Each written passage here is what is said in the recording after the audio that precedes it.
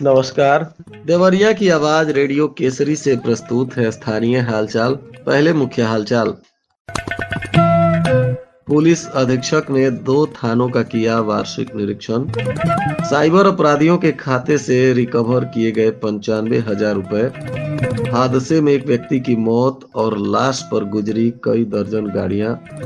गोली से घायल युवक की स्थिति में हुआ सुधार और ट्रेन से कट कर हो गई एक व्यक्ति की मौत।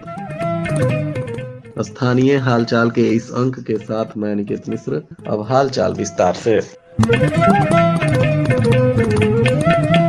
जनपद के पुलिस अधीक्षक संजीव सुमन के द्वारा थाना भाट पारानी और थाना सलेमपुर का वार्षिक निरीक्षण किया गया। इस दौरान पुलिस अधीक्षक थाना परिसर, अभिलेखों, मालखाना, हवालात, आरक्षी बैरक, भोजनालय, शस्त्रागार, महिला सहायता कक्ष, बीट सूचना रजिस्टर, आगंतुक रजिस्टर, मिशन शक्ति केंद्र आदि का सूक्ष्मता से निरीक्षण किया तथा रख रखाव और अभिलेखों के अद्यतन स्थिति की विस्तृत समीक्षा की। निरीक्षण के दौरान उन्होंने प्रभारी निरीक्षक और समस्त पुलिस कर्मियों को थाना परिसर की साफ सफाई, अभिलेखों के समुचित रख रखाव, अपराध नियंत्रण, महिला सुरक्षा तथा जनता से व्यवहार में पारदर्शिता बनाए रखने का निर्देश दिया। पुलिस अधीक्षक ने कहा कि थाने का प्रत्येक कर्मी अपनी जिम्मेदारियों के प्रति सजग रहे तथा जन सामान्य की समस्याओं के निस्तारण में संवेदनशीलता और तत्परता से काम करे।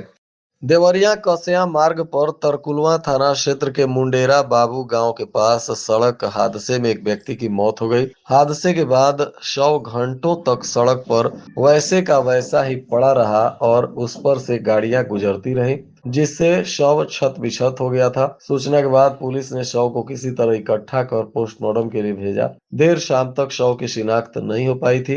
बताया जा रहा है कि मुंडेरा बाबू गांव के पास शुक्रवार की भोर में ही इस व्यक्ति की सड़क हादसे में मौत हो गई थी और घटना के बाद घंटों सड़क पर शव पड़ा था और उस पर से गाड़ियां गुजर रही थी, जिससे शव क्षत विक्षत हो गया। अंधेरा होने के कारण स्थानीय लोगों को भी नजर इस पर नहीं पड़ी। सुबह जब लोग सड़क पर टहलने निकले तो शव को क्षत विक्षत हालत में देखा और इसकी जानकारी पुलिस को दी। पुलिस ने चारों तरफ बैरिकेडिंग कर वाहनों का आवागमन रोक दिया और काफी मशक्कत के बाद शव को एकत्र कर पोस्टमार्टम के लिए भेजा गया। अब तक मृतक की पहचान नहीं हो सकी है।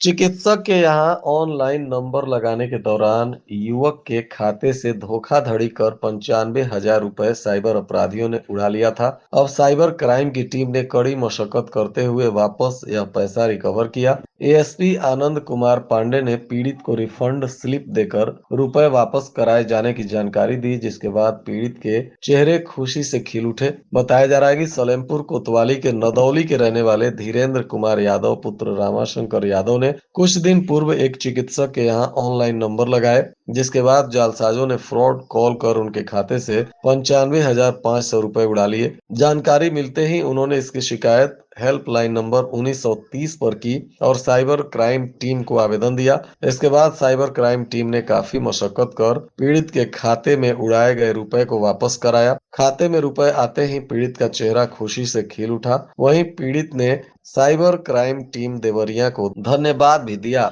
प्रभारी दिलीप सिंह ने लोगों से अपील की है कि बैंक खाते से संबंधित ओटीपी या पासवर्ड किसी के भी साथ साझा न करें।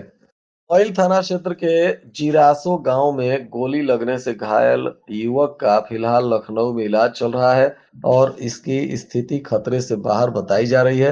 हालांकि ब्लड प्रेशर बढ़ जाने के चलते देर शाम तक उसका ऑपरेशन नहीं हो सका था। इस मामले में एसओजी और मईल पुलिस ने घटना स्थल के आसपास लगे कई सीसीटीवी कैमरों को खंगाला है और लोगों से बात कर जानकारी भी ली जा रही है। हालांकि अभी तक परिजनों ने पुलिस को तहरीर नहीं दी है। बताया जा रहा है कि जिरासो गांव के रहने वाले अनमोल मिश्रा उम्र 22 वर्ष पुत्र स्वर्गीय शशिकांत मिश्रा अपराह्न करीब 3:30 बजे अपने दरवाजे पर खड़े थे। इसी दौरान एक बाइक से हेलमेट लगाए 2 बदमाश पहुंचे और उन पर ताबड़तोड़ 3 राउंड फायरिंग कर दी। जब तक लोग समझ पाते तब तक बदमाश फरार हो गए। स्थानीय लोग अनमोल को इलाज के लिए भागलपुर स्वास्थ्य केंद्र में लेकर गए, जहां से डॉक्टरों ने स्थिति चिंताजनक देखते हुए रेफर कर दिया। अनमोल का फिलहाल लखनऊ में इलाज चल रहा है।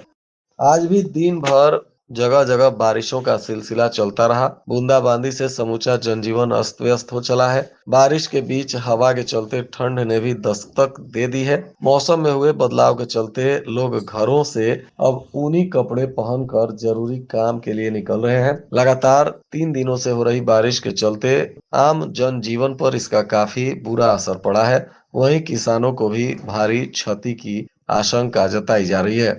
सलेमपुर कोतवाली के पीवकोल गांव के पास शुक्रवार की देर शाम ट्रेन के चपेट में आने से एक युवक की मौत हो गई। मृतक बरसी पार छावनी टोला का रहने वाला मनोज यादव उम्र 38 वर्ष पुत्र गोपाल के रूप में उसकी पहचान की गई है। मनोज यादव किसी काम से पीवकोल की तरफ गए थे। इसी बीच बताया जा रहा है कि शुक्रवार की रात करीब 8 बजे वह भटनी वाराणसी रेलखंड पर रेलवे लाइन पार कर रहे थे, तभी ट्रेन के चपेट में आ गए और उनकी मौके पर ही मौत हो गई। परिजनों के अनुसार मनोज की मानसिक स्थिति ठीक नहीं थी।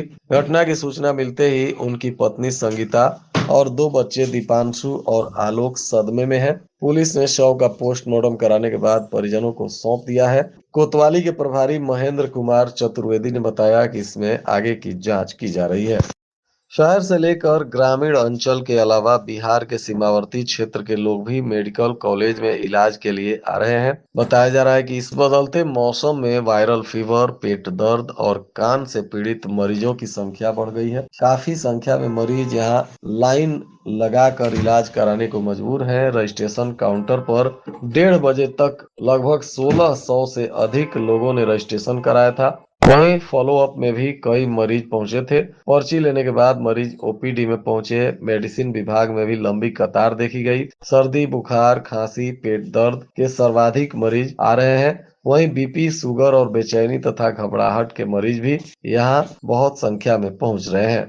शनिवार को पूरी श्रद्धा और उल्लास से देवोत्थानी एकादशी का त्योहार मनाया जा रहा है। आज लोग एकादशी का व्रत रखकर भगवान विष्णु की पूजा अर्चना कर रहे हैं। शुक्रवार से ही लोगों के घरों में व्रत को लेकर तैयारी शुरू हो गई थी। पौराणिक मान्यताओं के अनुसार वर्ष के चतुर्मास में भगवान विष्णु 4 माह के लिए क्षीर सागर में योग निद्रा में चले जाते हैं। इस अवधि में सभी मांगलिक कार्य जैसे शादी, विवाह, यज्ञोपवीत, संस्कार, मुंडन सहित अन्य संस्कार रोक दिए जाते हैं। हालांकि धार्मिक रूप से यह चतुर्मास पवित्र होता है। आषाढ़ माह में देवशयनी एकादशी से चतुर्मास की शुरुआत होती है और कार्तिक शुक्ल की देवउठनी एकादशी पर यह माह समाप्त हो जाता है। इस दिन भगवान श्री हरि के जागते ही 4 माह से रुके सभी मांगलिक कार्य शुरू हो जाते हैं। मुख्य विकास अधिकारी प्रत्युष पांडे ने बताया कि उत्तर प्रदेश भवन एवं अन्य सनिर्माण कर्मकार कल्याण बोर्ड के अंतर्गत आने वाले मनरेगा श्रमिकों के पंजीकरण और नवीनीकरण के लिए जनपद के सभी ब्लॉकों में ब्लॉक वार कैंप का आयोजन हो रहा है। आज से कैंप का आयोजन शुरू हो गया है। उन्होंने बताया कि शासन के मंशा के अनुरूप सभी मनरेगा श्रमिकों का 100% पंजीकरण सुनिश्चित किया जाएगा, ताकि वे भवन एवं अन्य स्वनिर्माण कर्मकार कल्याण बोर्ड की विभिन्न कल्याणकारी योजनाओं का लाभ प्राप्त कर सके। साथ ही जो श्रमिक पहले से पंजीकृत हैं, उन्हें भी नवीनीकरण के लिए प्रेरित किया जा रहा है।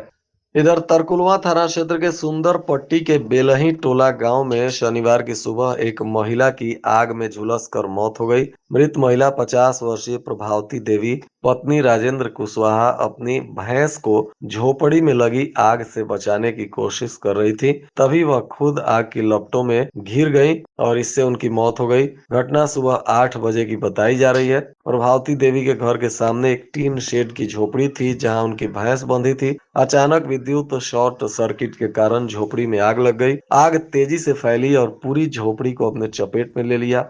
आग की लपटें देखकर प्रभावती देवी अपनी भैंस को बचाने के लिए झोपड़ी की ओर दौड़ी। भैंस को खोलने के प्रयास में घबराई हुई भैंस ने उन्हें धक्का दे दिया, जिससे वह जलती हुई झोपड़ी के भीतर गिर गई। आग की तीव्रता के कारण वह बाहर नहीं निकल पाई और लपटों से घिर कर जल गई, जिससे उनकी मौत हो गई। घटना के बाद उनके परिजनों में चीख पुकार मचा हुआ है। आज से यातायात माह नवंबर 2025 का शुभारंभ हुआ। सड़क सुरक्षा के प्रति लोगों को जागरूक करने के उद्देश्य से पुलिस विभाग ने एक जन जागरूकता रैली का आयोजन किया। इस रैली को भटवलिया स्थित यातायात कार्यालय से अपर पुलिस अधीक्षक उत्तरी आनंद कुमार पांडे और क्षेत्राधिकारी बीनी सिंह ने हरी झंडी दिखाकर रवाना किया। रैली में पुलिस अधिकारी और यातायात कर्मी शामिल थे। उनके हाथों में सड़क सुरक्षा से संबंधित स्लोगन लिखे थे। पोस्टर और बैनर का भी इस्तेमाल किया गया, जिनके माध्यम से लोगों को यातायात नियमों का पालन करने की अपील की गई। प्रतिभागियों ने सड़क सुरक्षा जीवन रक्षा, हेलमेट लगाओ परिवार को सुरक्षित बनाओ और सीट बेल्ट आपकी सुरक्षा कवच है जैसे नारे लगाए। यह रैली शहर के विभिन्न प्रमुख मार्गों जैसे रुद्रपुर मोड़, कचहरी चौराहा, डीएम आवास, सुभाष चौक और सिविल लाइन होते हुए शहर में भ्रमण कर लोगों को जागरूक कर रही थी।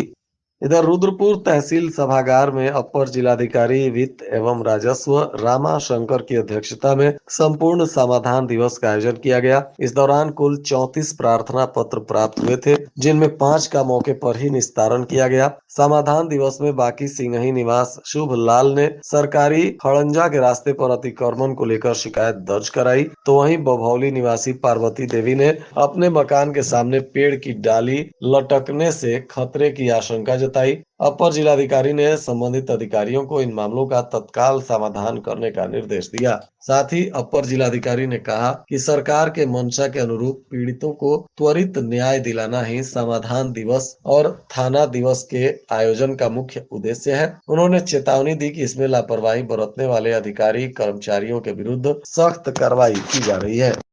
और आज के मौसम का तापमान देवरिया में न्यूनतम 22 डिग्री सेल्सियस और अधिकतम 25 डिग्री सेल्सियस रहने की संभावना है। अंत में मुख्य हालचाल एक बार फिर। पुलिस अधीक्षक ने 2 थानों का किया वार्षिक निरीक्षण। साइबर अपराधियों के खाते से रिकवर किए गए 95,000 रुपए। हादसे में एक व्यक्ति की मौत और लाश पर गुजरी कई दर्जन गाड़ियां। गोली से घायल युवक की स्थिति में हुआ सुधार और ट्रेन से कटकर हो गई एक व्यक्ति की मौत। इसके साथ ही रेडियो केसरी से प्रसारित स्थानीय हालचाल का यह अंक समाप्त हुआ। नमस्कार।